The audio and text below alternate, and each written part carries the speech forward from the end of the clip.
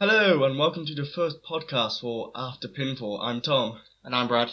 And in today's show we will be covering the Raw episode of July the 18th, the first Smackdown Live with the WWE draft on July the 19th, and a preview of Battleground. We apologise for any audio issues as we don't have our permanent setup yet and we're using an old headset. So let's get started with the Raw highlights for July the 18th. First thing to talk about really is the general managers that have been confirmed by the two commissioners, Stephanie and Shane McMahon. And we found out there was many guesses that Kurt Angle may be rumoured for Raw, and it turns out it was actually Mick Foley, which is a great business decision when you consider the fact that he's getting a show on the WWE network with his family. And that was tough to counter by SmackDown really and Shane. And in my opinion, I think they chose a better option in Daniel Bryan. I mean, what other person combines all aspects of the WWE universe in just pure support for someone? And it could make SmackDown an exciting proposition for the future. It really seems like they're pushing Raw as the casual show for fans across the globe, and SmackDown as maybe being the internet show for the people who know more about wrestling, who check the subreddits for all the wrestling news of the week. And now we need to talk about kind of the other aspects of the show after the announcements that were made. The first announcement really is the Cruiserweight division is returning, and it's coming to Monday Night Raw, which was a bit of a surprise to me. I thought they might put it on SmackDown, and in the following draft, more of the kind of Cruiserweights would make their way over to SmackDown, as it is being built as the internet show. However, it's a bit of a surprise, and a pleasant surprise, really. They're prioritising it and making sure that people really are aware of all the talent at their disposal. So Raw started off after the introduction of the general managers with a match between Chris Jericho and Kevin Owens versus Sami Zayn and Cesaro. And the result being Sami Zayn and Cesaro, of course, as Chris Jericho and Kevin Owens are kind of the heels at the moment. Two of the top heels, really, to be honest. They're on the top of their game. There's no one really better than either of them, and they deserve all the success they're really getting in terms of crowd reaction. Yeah, especially with Chris Jericho making children cry in the WWE live shows. He has made children cry up in Newcastle.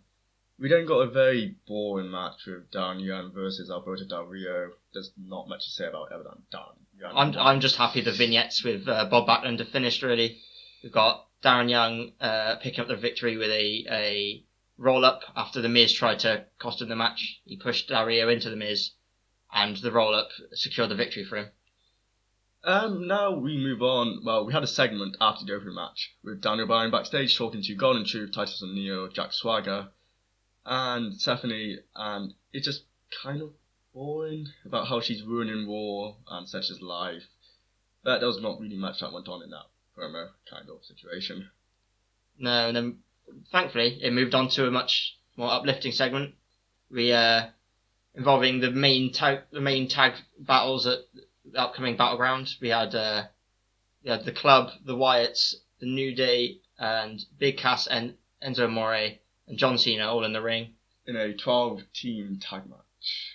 Before this, there was the promo with John Cena and Enzo and Cass, but it was interrupted by the Club, who once again #beat up John Cena.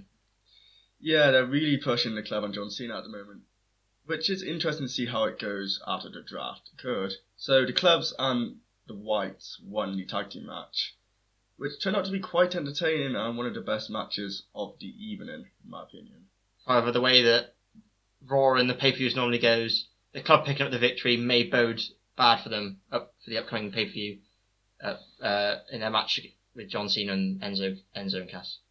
So we then move on to everyone's favourite Baron Corbin versus Sin Cara in a singles match, and Baron Corbin won, as always tends to be, in his true fashion. After the match as well, he started to beat down Sin Cara, who as we found out, former tag team partner Kalisto came down to try and aid his former partner, and Baron Corbin beat the living crap out of both of them.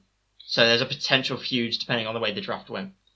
But at the moment, Corbin, it doesn't seem like he's going for any titles whatsoever. He's just there to do his own thing. They're just building up his repertoire, to be honest. Yeah, from the Breaking Ground series, which everyone, if you're remotely into wrestling, should watch. We then have a tag team match of Dana Brooke and Charlotte versus Sasha Banks and Becky Lynch. Pretty standard match, to be honest. It was, of course, Dana Brooke and Charlotte, the heel group, getting themselves disqualified, giving the match to Sasha Banks and Becky Lynch. Obviously, Sasha Banks is going to be in a tag team match with Dana Brooke and Charlotte at the upcoming pay-per-view Battleground. And she has a mystery partner in this tag team match. There's many theories, most popular one being potentially Bayley making her way up to the main roster where she belongs. Seemingly, she didn't get drafted on last night, which was very surprising. Next, we've got a match with Zack Ryder and Dolph Ziggler versus Rusev and Sheamus. I mean, very interesting. Any match that Sheamus is involved in is guaranteed to put you to sleep. He was very exciting when he burst onto the scene back in 2010 or whenever it was, but now he's just stale and doesn't really fit in with the current product that they're trying to push. But don't you love the fact he was in Teenage Mutant Ninja Turtles too? Oh, great film. I know. I mean, Dolph Ziggler and Zack Ryder tried their best. They're two very good workers. And Rusev, I just love. But it is just a pretty boring match, which was won out by Rusev and Sheamus, the heel group, and former members of the League of Nations. So now to the weirdest match of the evening. Dean Ambrose versus Seth Rollins for the WWE Championship. And yeah, it was quite a good match, but the ending was... Well, on the actual show, it ended with Seth Rollins having the title after Steph announced he won. However, then on the network where it continued, Ambrose regained the title after the ref reviewed the tape.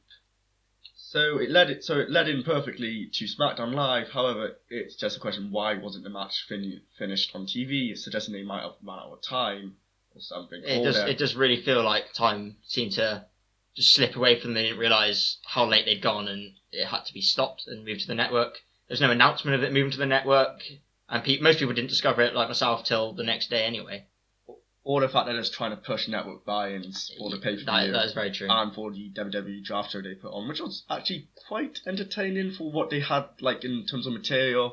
But yeah, so the match ended with the double pinfall, of course, which Ambrose didn't really sell that well, seeing his shoulder kept moving away from the floor. I mean, technically, Dean won. It wasn't a draw because it is. If you look, his right shoulder is slightly off the mat, but we'll let it pass. And the way Seth Rollins was actually trying to pin Dean Ambrose made no sense. It was an unusual pinning technique. Yeah, it more went for Ambrose's side. So other notable mentions from Raw is the fact that Daniel Bryan and Mick Foley cut a promo. It's probably one of the best promos of the year so far, and proved why they deserve to be in the spot they are on television now. We had Daniel Bryan and Mick Foley saying they were very two similar athletes for WWE. They're both underdogs. They both weren't expected to get where they are, or where they were, winning WWE championships, and yet, no matter who was in front of them, they made sure they beat them. And it came to the fact that it started very friendly and became more serious as Mick Foley said, "Daniel, you're in my way, and I'm going to beat you." And the fact that it, like, straight from the get-go, Daniel Bryan and Shane McMahon was saying that it's about the wrestlers, it's not about the general managers, which seems very much contrary to Stephanie McMahon and Mick Foley. I mean, it's a very unusual partnership. They may have respect for each other. Obviously, Mick being a Hall of Famer, a long-time legend, and Stephanie being Vince's daughter. But it's just whether they work, or maybe it might make an interesting dynamic, and we could see something change or happen. However, do we really want more of authoritative figures arguing, or would you rather concentrate on the wrestlers and the skills that they really have? Which is arguably the best it's ever been. No matter, even though the storylines over the last couple of months have been really quite terribly booked in terms of finishing, the wrestling hasn't been better in my opinion.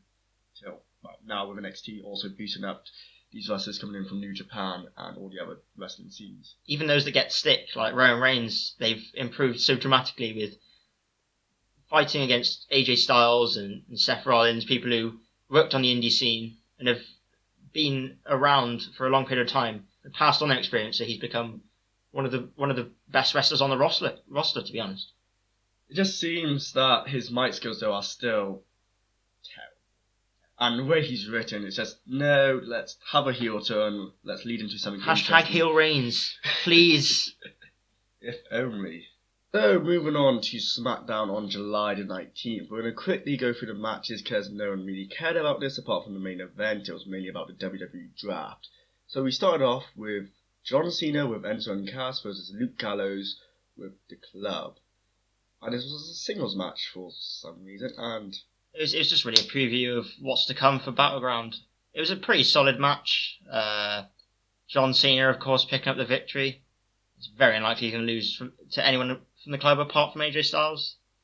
And it was just a really solid match with just the highlights of what's to come at Battleground, really. There's not much else to it.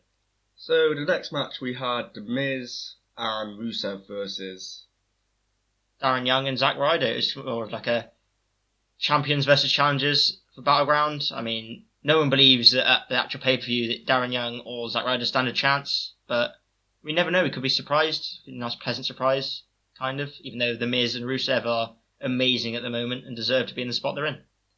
So we then moved on to Bray Wyatt versus Xavier Woods in a singles match, which is a very strange lineup. Now, Xavier Woods just got completely squashed by Bray Wyatt and was quite spooked out as the storyline has been going throughout this weirdish feud. It's a bit of an on-off feud. They did obviously that at the what was it, the compound last week, and they haven't really followed it up. They said we wouldn't see New Day the same again, and we didn't really highlight this on Raw, but they were walking around talking about Pokemon Go. I mean, Xavier Woods, to be fair, is a level 21 trainer. That's very impressive. But, I mean, they just didn't follow up the feud. And Xavier, of course, lost to Bray Wyatt. And it kind of carried on when we came to the New Day later on when they did get drafted. And Xavier wasn't with them in the interview. They're saying he was taking time to recover. So we don't know what's going to come up and what the future is for the New Day, really. So we hope that they last out and set the record for the tag team championship, which is very possible now, and we can't see them losing it. They deserve it. They've carried the division Massively, while the other guys develop, such as Enzo and Kaz and American Alpha. So we then have Kane versus Kevin Owens in a singles match, which never happened. It didn't happen. Sami Zayn came down and, for his troubles, received a double chokeslam from Kevin Owens and Sami Zayn got a double chokeslam from Kane, and the match was a no contest, really. Much like Charlotte and Dana Brooke versus Sasha Banks. Where, of course, it was another DQ, well, not DQ finish, really, but there's no contest to it. Charlotte and Dana Brooke just demolished Sasha Banks before their match at Battleground, potentially hoping to weaken her up. And hopefully set something up for SummerSlam where Charlotte finally loses the title. Sasha Banks deserves it. So we then have Cesaro versus Chris Jericho in quite a good match. It was a really good match, to be fair. They managed to fit a lot into a short period of time. Chris Jericho picking up the victory, which I thought was a bit unusual, but the way he did it, it did make the result tarnished, really, the match in general. When Cesaro goes for his springboard uppercut, which looks amazing, and Chris Jericho counters into the code breaker, and it was the match over, really. Jericho is definitely still one of the best around in the division. He knows how to manipulate audiences. He knows how to make people hate him. Just flashback to the Roadblock pay-per-view before WrestleMania, where it was in Canada and he managed to turn the crowd on him by saying that he hated Canada, and he was more of a Canadian than anyone else. And he still put some great matches with the match against Dean Ambrose, with the first ever Asylum match, and he took quite a bit of pain with those pins that he fell into. Even if the stipulation for the match was a bit weird and convoluted, and we would rather have just seen like a cage match or but it shows a bit more standard. Yeah, but it shows that you still need the experienced guys with the NXT guys coming up. You still need people to like hold the ground and set the way. So yeah, the main event of the evening, if you can call it that, was Dean Ambrose versus Seth Rollins. Again, a singles match for the WWE Championship, and pretty standard match. I mean, this match wasn't as long, and it probably wasn't as good, but the ending was just what we wanted. It was brilliant play by both of them, as the superplex by Rollins, where he then landed on the ground and went for another suplex, was countered by Dean into the Dirty Deeds, and it was 1-2-3, game over. And the championship is going to be a very interesting topic at Battleground. Obviously, we've got the Shield triple threat. Reigns, who hasn't appeared in soon to be a month due to the wellness policy violation. So it's a very tough match to call, and I'm looking forward to it very much. Yeah, so there was no way the title was going to change before this pay-per-view, but hopefully we do see something happen. And maybe the introduction of a new title due to the draft. So moving on to the draft then. We're going to start with we'll go through all the drafts and read them out, and then we'll comment on the most interesting ones and what we think of the bigger guys that we actually enjoy on the roster at the moment. And then overall, really, we're going to give a kind of picture of what each brand looks like, and how hopeful we are for the future, really. So round 1 of the draft saw the number 1 pick being quite obvious, to be honest, from the Raw episode. Seth Rollins goes to Raw, and then Dean Ambrose goes to SmackDown. So SmackDown Live, which is a very weird name, I wish they would just call it SmackDown, gets the WWE champion. But Raw takes the women's champion, Charlotte, while SmackDown arguably gets one of the best wrestlers. It's one of the best wrestlers in the world at the moment in AJ Styles. He's unbelievable, and like his name, he is phenomenal. And now the biggest surprise, relief, finally Finn Balor from NXT is on the Raw roster. We finally get to see the glorious wrestler. He's been teasing it for months. He's been teasing it at WrestleMania, and finally, in July, at the draft, we get the Demon Finn Balor, and him being drafted so highly is extremely promising for the future. They obviously think very highly of him. The amount of merch he sells puts him up there with John Cena and the New Day. And his wrestling ability is unbelievable, as we saw in his definitely going to be final match on NXT when he fought Shinsuke Nakamura in an unbelievable bout that was... It wasn't quite as good as Nakamura Zayn or Nakamura Aries, but it was still a brilliant fight. Yes, amazing. Especially for a live episode, which we didn't have to pay for. Like, the whole episode of NXT got dedicated to them. It was just an insane performance. Nakamura seems to be the guy now to send off these wrestlers to the main roster. But the question is, how long until Nakamura finally moves up? I mean, there's reports that Vince and Triple H are more than impressed. They can't believe the way the audience have taken to him, how good his wrestling ability is, and they're extremely excited about the future of Nakamura. I think the only issue with Nakamura at the moment is his English and his ability to cut promos, and I think they're going to keep him down there until it gets to a standard at least.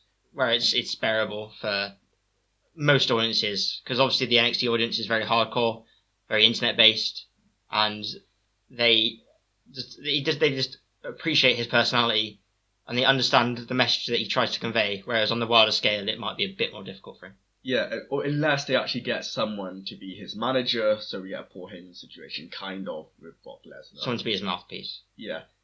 Before this draft actually occurred, we predicted that SmackDown would also take the most NXT guys, as it's the internet show. So we thought of a ratio of 2 to Raw and then 4 to SmackDown. However, we weren't anticipating the people who did come from NXT. We were hoping for maybe some of the bigger names, but overall we kind of understand why. Just going back to, obviously, with Seth Rollins, they've picked the man. He is probably one of the best talkers at the moment. He's one of the best wrestlers. And I'm excited for the time he turns face and can truly show off his acrobatic style that's made him known as CrossFit Jesus. The Phoenix Splash needs to be something that he's known for. Yeah, and going back to the NXT point, they couldn't just destroy the roster with taking the big names, of course.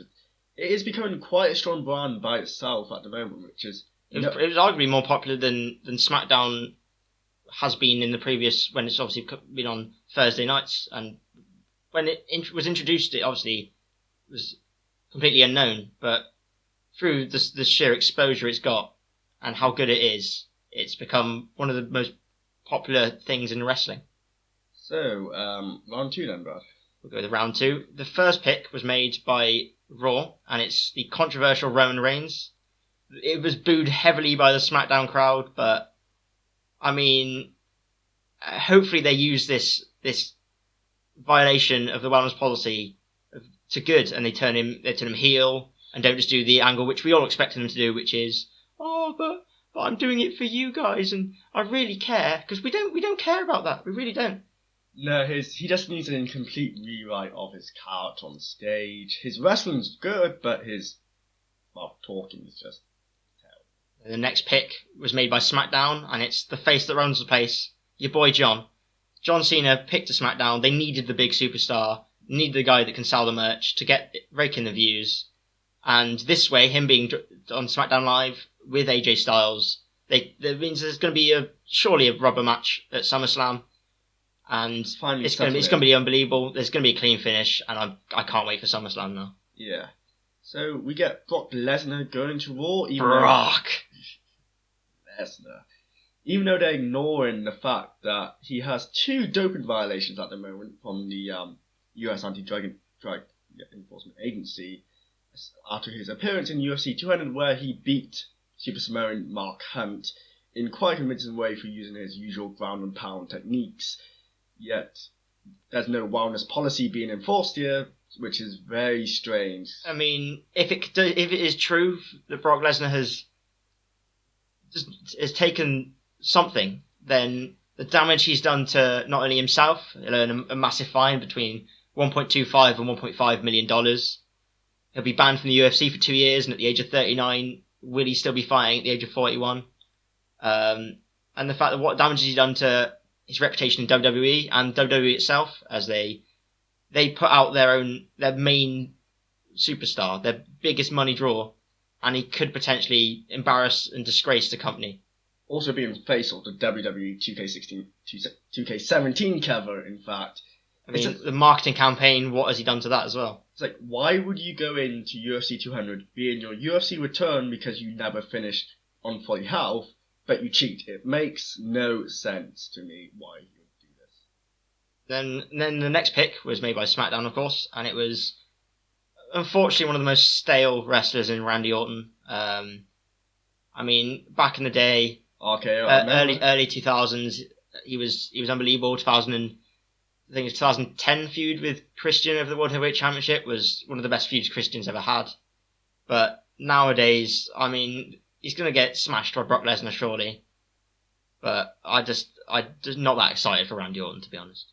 But we get the New Day, surprisingly, as one package to Raw. I mean, they're the best tag team at the moment, and I'm so happy for all the participants in the New Day that they've got to the stage where they are main event worthy people. They've grinded for that spot.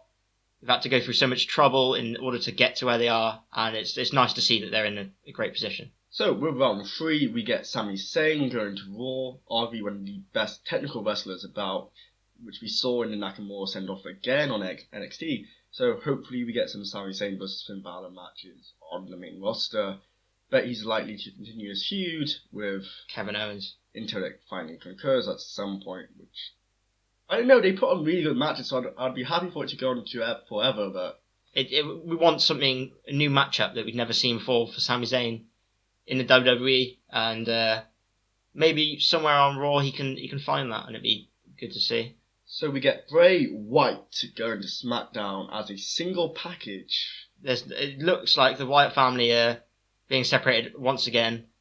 Bray Wyatt deserves so much more than he's getting. He's been booked like shit for the whole time that he's been on the main roster, and it's really a shame to see. He's another one of those people that was obviously part of the Nexus back in the day, disappeared after injury and that group faded away, and he repackaged himself as something we've never seen before. It's like, if you look on WrestleMania, he appeared and got squashed by The Rock, which was the weirdest thing to occur. The put downs, and it was a bit of a shame to see The Rock doing that to a current superstar.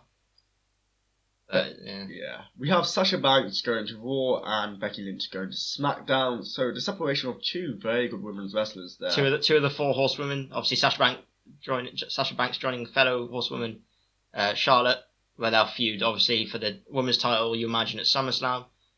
Becky Lynch is another phenomenal wrestler, great character.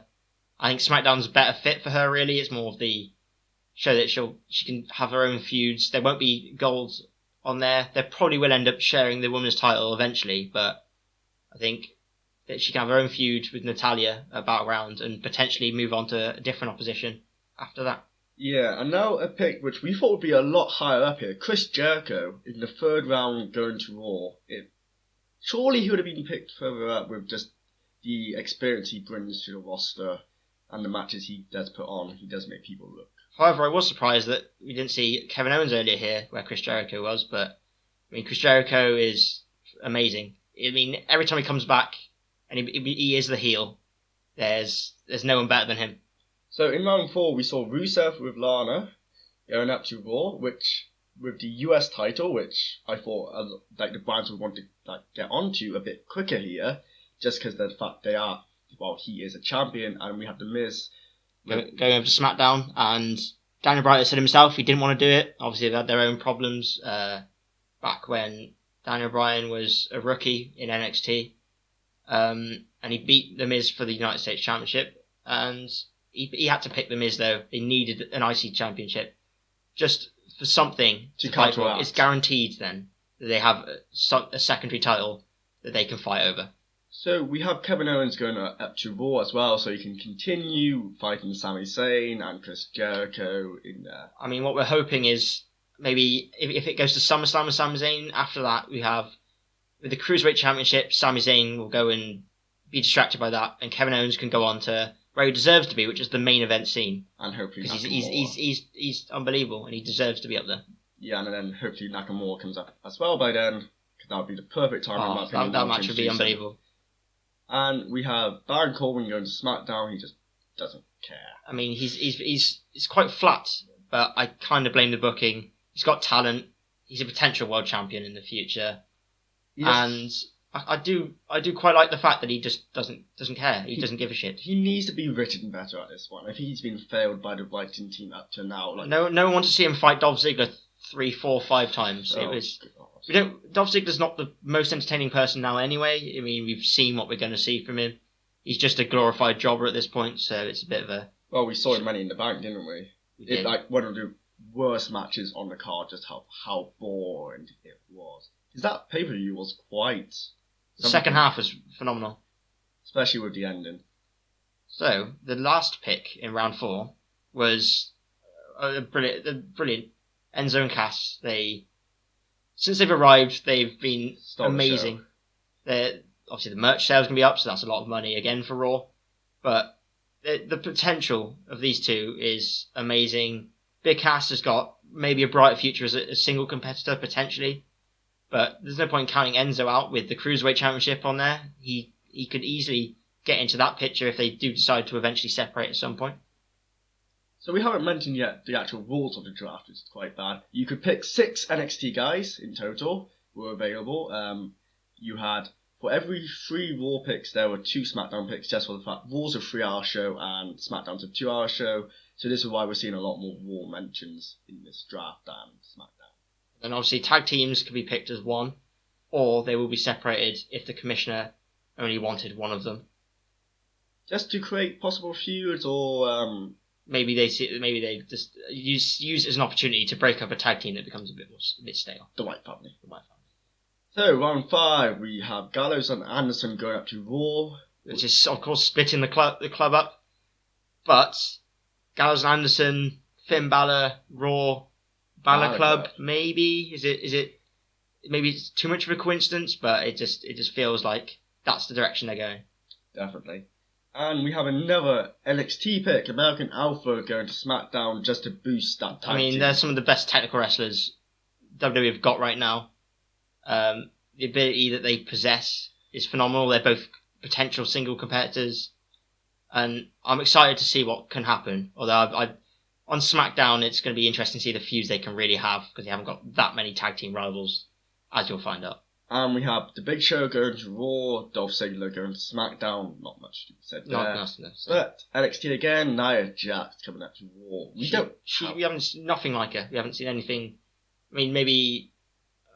No, nothing really. She's very technical. She's quite big. China. Potentially really similarities, not physically, but... The matches they can put on. And the way they can kind of hold themselves. It's very promising for the future. So, round 6, we have Neville going to Raw. Cruiserweight Championship, there's nothing else to be said. He's a great wrestler. So it seems like they're putting all the guys over in that format to the Cruiserweight on Raw, and then maybe SmackDown's going to be the heavyweight division, with the rumours of reintroducing the heavyweight title, which we're going to talk about in the pay-per-view on Sunday. Next we have, of course, Natalya, and she's going to be one of the main women in SmackDown, feuding with Becky Lynch at the moment. It may carry on, but we'd rather see fresher feuds. Then we go to Raw, who are picked another amazing technical wrestler in Cesaro, who should be picked way higher than 17th. And if you've got the WWE Network, you need to see the pipe bomb he cut. He didn't seem, I don't know whether it was character or whether it was a bit of frustration himself. He just completely... But he didn't feel like he wanted to be on Raw. He wanted to be on SmackDown, as they've stated that the wrestlers are the most important part of the whole company. This is suggesting that we can see people swap through brands maybe in the future. And yeah, he completely slagged off Stephanie McMahon and Mick Foley, which is very weird. Slagging off your new managers is probably not the best way to get onto the show, but his technical ability will obviously shine past that. SmackDown next picked someone who I think he's a brilliant wrestler, and Alberto Del Rio. I mean, his announcement he's a good heel, he's a good face, as we've seen before. He was unlucky to get fired when he did. It was a bit undeserved, to be honest. And I think it's a bit of a... I hope he gets more success. He deserves it. And finally, we have Sheamus. No one cares about Sheamus. Yeah. So that's the end, actually, of the SmackDown Live show. They only got through 6 rounds, which meant everyone who was staying up in the UK till 3 a.m. were... having to stay up an extra hour till 4 a.m. Yeah, and we had to cope with the nice panel of Booker T and the others. Corey Graves and Lita. Lita's stumbling over words. Corey Graves, phenomenal. Booker T, controversial. Yeah, just expecting some racism or something. Yeah, I mean, Hogan, don't come for him again. Please don't. So, round 7 was on the WWE Draft Center. We had Golden Truth going to Raw. That's still... No one cares. The Usos going to SmackDown. Titus O'Neil going to Raw. Kane, who probably will retire soon, going to SmackDown.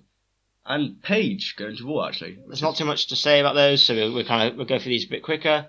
The round 8, we had Darren Young, number 1 contender for IC title, going to Raw with Bob Backlund as his manager. SmackDown got Kalisto.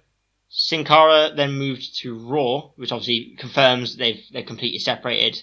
Sin Cara going to the Cruiserweight Championship. Kalisto, you imagine, will be IC contender. Then we've got SmackDown with the next pick. They picked Naomi, who I think is very underrated. Is a very good female wrestler, and she's also going to be with a husband, one of the Usos. I don't know which one because I don't care about the Usos. And then the next one is a bit of a stale pick again. We've got Jack Swagger for Raw, and then the Ascension for SmackDown. Everyone's favourite. The Ascension could have potential, but it's just not been. It's been too long now. They need to redesign their brand. So, round 7, we have the Dudley Boys. Round 9. Yeah, god damn it. We had the Dudley Boys going to Raw. Zack Ryder going to SmackDown, who had opportunities and potential. And I mean, he's still got that chance against Rusev, but the likelihood of him beating Rusev is minuscule. Samurai Ray going to Raw. Apollo Crews, one of our favourite wrestlers, just because of his ability and his performance in the ring. Once his promo skills are up there, he has to get a title at some point. So he's going to SmackDown, and Mark Henry going to Raw. Mark Henry, I didn't know he still wrestled. I thought he retired. And an NXT wrestler for you. We've got NXT Alexa Bliss, who's she's got potential. She's really small, really technical, great heel, and I'm looking forward to her making SmackDown her own. She's gonna be good. So round 10, Braun Strowman going to Raw. Confirms Wyatt family starting to separate. Obviously, with the leader Bray Wyatt going to SmackDown, Braun Strowman has gone to Raw. We're gonna see what is he gonna do on his own. We don't know. We have Breezango, still a thing, going to SmackDown. Bo Dallas on Raw. I mean, he has potential. The Social Outcasts were not fun to watch. They were just annoying. So hopefully he goes back to his old Bo Leave gimmick on his own. and it should be insane to watch. We have Eva May. Eva Marie, going to SmackDown.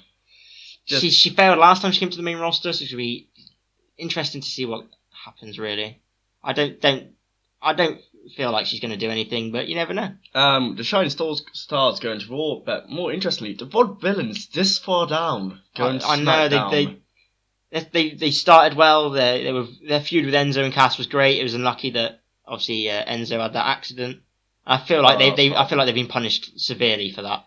It feels a bit unjustified, really. Yes, to have that ability, it's either the gimmick isn't selling with the main crowd, so that's why they're going to SmackDown. Of course, the internet show people actually appreciate more the wrestling abilities, and they actually read into the backstories of these guys and how they come up for NXT. Now on to the last round, and it's again just filling out the spots. Really, some surprises with the NXT picks. Some of them, yeah. I mean, we had Alicia Fox going to Raw. I don't see her getting anywhere near that title, so it's going to be interesting to see what she does. Eric Rowan going to SmackDown, joining Bray Wyatt, separate from Braun Strowman. Interesting to see where Luke Harper goes once he comes back from the injury he suffered before WrestleMania. Dana Brooke following Charlotte to Raw. Nothing else to say. We've got an NXT pick here. One of the hype bros, Mojo Rawley. I mean, I was happy for him. He deserved to come up. We've seen him on Breaking Ground. It's going to be extremely exciting to see potentially him combining with Zack Ryder. Maybe hype bros are coming to WWE, which is potentially exciting. It would make sense with the fact there's not that many tag teams on SmackDown. No, they're going to struggle. American Alpha feel like they should just dominate it. It should be them and the Usos, and no one else should really get near them. The Vaudevillains. I mean, potentially that is true. They deserve to be up there. And maybe a kind of white family, but they're missing members. So. See what happens. And finally, the last two Kodaks will go into Raw, and Carmella from, again, NXT pick, the last NXT pick that was available, goes to SmackDown. She's looking promising. I thought it was a bit unusual she didn't get to Raw, join Enzo and Cass, but obviously she's good enough to be her own competitor. She doesn't need to be a manager for anyone. We could see her become a manager later on down the line if she's needed. So the undrafted or injured is Heath Slater, which had a very funny segment at the end, just turning the lights out on him because of his... He was sat there in the locker room waiting to be drafted, and the lights gone out. They've obviously completely forgotten about him. The social outcasts are they just left him behind. And we've got Emma, who suffered that bad back injury when it would be Dana and Emma, but unfortunately she got injured. We got Ryback, who we're not going to see again. To be honest, I mean, he's going to go to TNA or Lucha Underground or somewhere he can earn a decent paycheck. He would fit there. And then we've got Luke Harper, who I think is probably the best technical wrestler out of all the Wyatt family. It's just unfortunate. Again, he got a bad knee injury similar to the one that Rollins suffered again before WrestleMania. Tyson Kidd, I don't see him coming back. He's been out for a long time with the spinal injury that he suffered. It's been almost 2 years. Probably has been 2 years at this point. And it's a big shame. Obviously, we got The Undertaker not being drafted because he's old. It's The Undertaker. If you've seen the picture of him posted by another podcast, Gorilla Position, on their Twitter, they have a picture of him in golf gear. He was having a nice time golfing when the draft was on. So, he probably won't come back to WrestleMania to have a final match against John Cena. A retirement match, which we'll presumably lose to John Cena. So, it will no longer be the 21? Well, 21 and 1 or what? 22 and 1. Yeah. However, the last one is Tamina, who, again, would be kind of coupled with Naomi, but we don't really see any... We don't know where... She'll end up somewhere, we don't know where. Probably SmackDown, to be honest. They do seem slightly light on established women's competitors. So, a lot of wrestlers to get through there. That's basically our conclusion for the SmackDown Lives and the WWE Draft segment. We're just going to give an overall kind of... The picture, I'm going to... Well, firstly, if what came out today on the Wednesday is the new announced teams that have been set up for Raw and SmackDown. Raw is looking extremely promising. We've got Michael Cole, who is prone to blunders, but he'll probably improve as he's next to Corey Graves and Byron Saxton. Corey Graves has been doing amazingly well on NXT, and the fact he's on Raw makes me excited to actually listen to the commentary now. And then on SmackDown, we've got Mauro Ranallo, we've got JBL, and we've got David Otunga. I mean, David Otunga and Byron are very similar, but I mean, it could be good. Hopefully, JBL won't be putting down all the other commentators like he has been doing and making really bad sports references that don't make any sense. But I mean, being as a former WWE competitor, I mean, it's nice to hear from someone that has insight. It feels like Raw's very stacked with the wrestlers they have, especially in the title and women's division.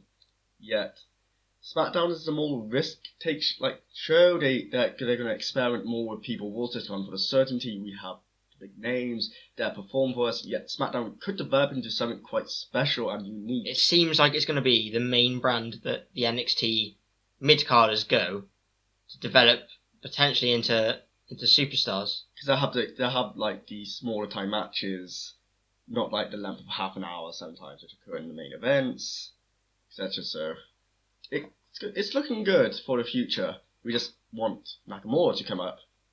Yeah, we that was the main person we were hoping to come up, but if they don't deem he's ready, I mean, potentially it might do him a bit of good. He could potentially go and him and Samoa Joe having a match is orgasmic. It'd be amazing if it could happen.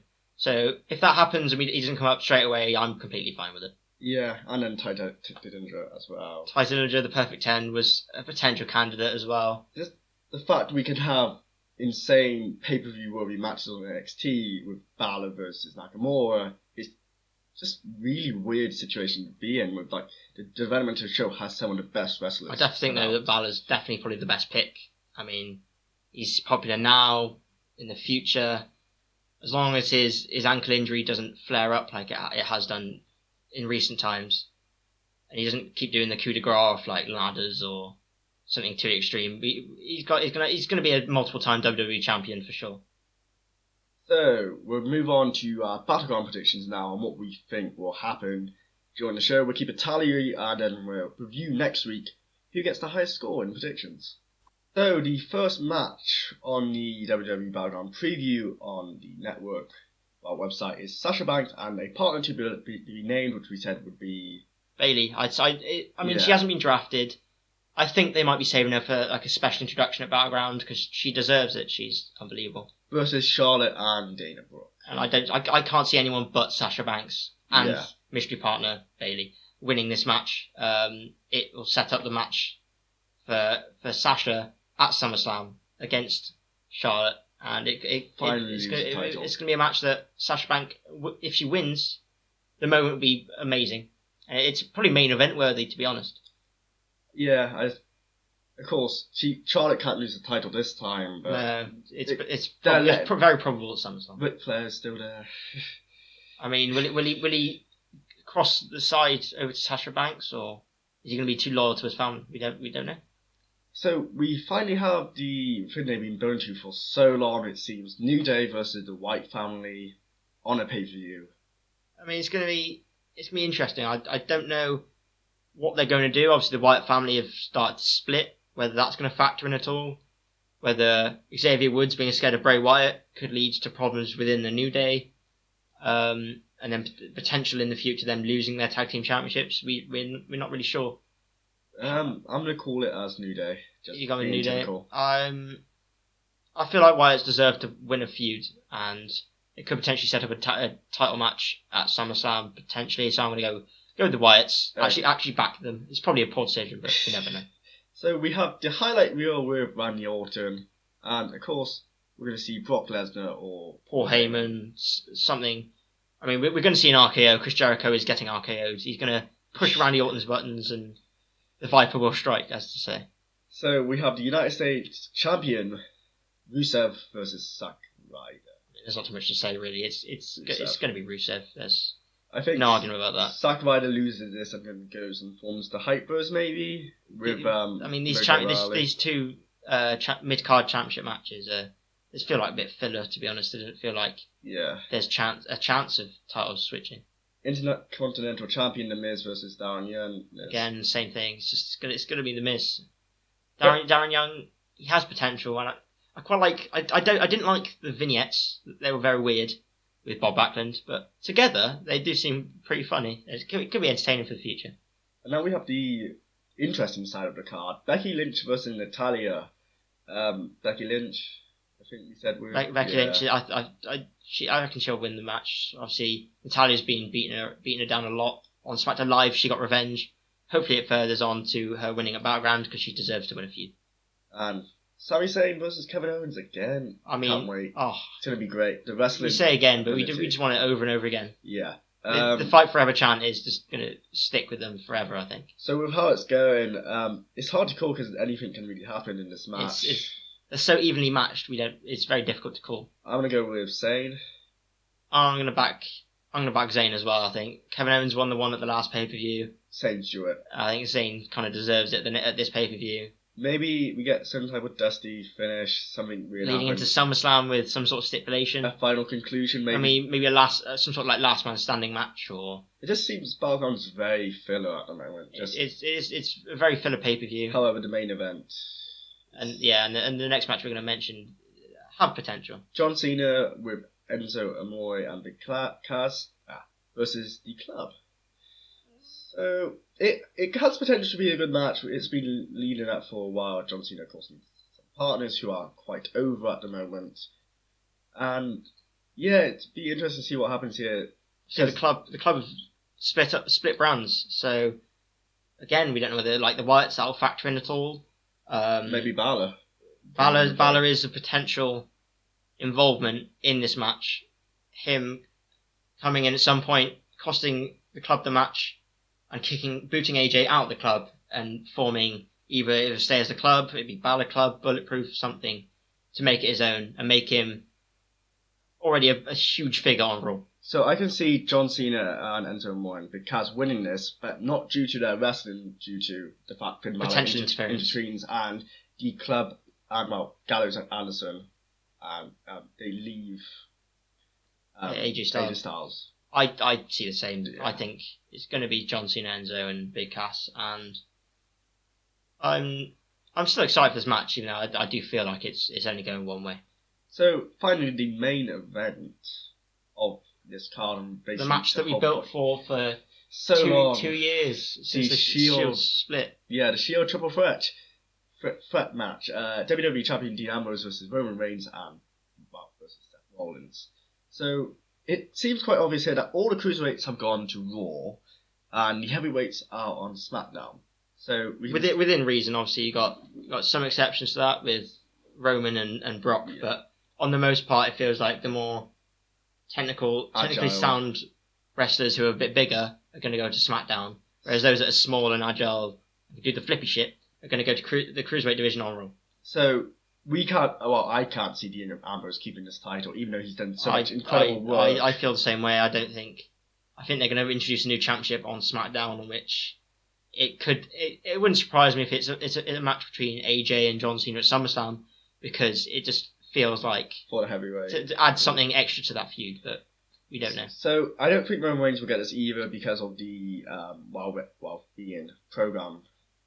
Yeah, the welfare policy violation does. So I can see Seth Rollins getting this. He deserves it after what he's been through. He never truly lost the championship because of the injury. So I think, however, he did truly lose the championship to Dean. Yeah, but that was it was a cash in, to be fair. I mean, it's a bit, he has blindsided him, but I mean, he can't argue that he hasn't fairly lost it anymore. Seth Rollins deserves this, and I think he will with the current situation in the brand. So Raw gets the WWE Championship. I think Raw will also get the WWE Championship, but I'm going to go praying for a swerve for Roman Reigns. I mean, if it doesn't happen now, it has to happen in the future. They can't keep him face. They simply can't. He won't get cheered. He's potentially cheated, but has cheated. And I just feel like Vince McMahon's too intent on making him something. Well, he's aided his ability to wrestle, so I'm going to go Roman Reigns. I feel like he's got it. My only argument against that is Rollins did pin him cleanly. One of the first wrestlers to do that in ages. It's the first ever time he got pinned as a singles competitor. At the Money in Black pay-per-view, so it'd be interesting. It's going to be a good match either way. So I hope the finish isn't cliche. It actually has a nice Something finish. different, something exciting. Yeah.